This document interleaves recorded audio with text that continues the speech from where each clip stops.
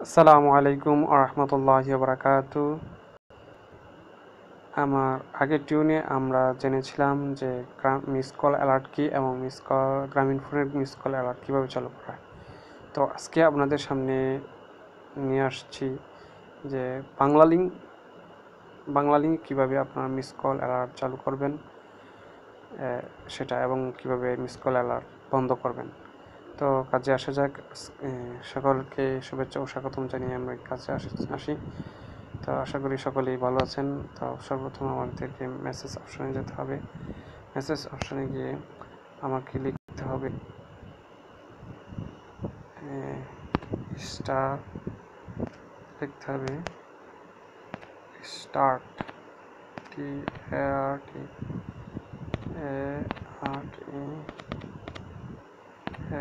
Start লিখে আপনাকে পাঠিয়ে দিতে হবে 622। এই নম্বরে পাঠিয়ে দেওয়ার সাথে সাথে আপনার miss call alert confirmation message দেবে। আপনার মিস কল অ্যালার্টটি চালু হয়ে যাবে। আর আপনি যদি অফ করতে চান তাহলে এখানে আপনি লিখবেন স্টপ, STOP, স্টপ লিখে আপনি পাঠিয়ে দেবেন 622 নাম্বারে। তাহলে আপনার মিস কল অ্যালার্টটি অটোমেটিক বন্ধ হয়ে যাবে। আশা করি সকলে বুঝতে পেরেছেন। সকলে সুস্থ থাকুন, ভালো থাকুন। আমার জন্য ভালো দোয়া করুন, আমি যেন ভালো থাকি।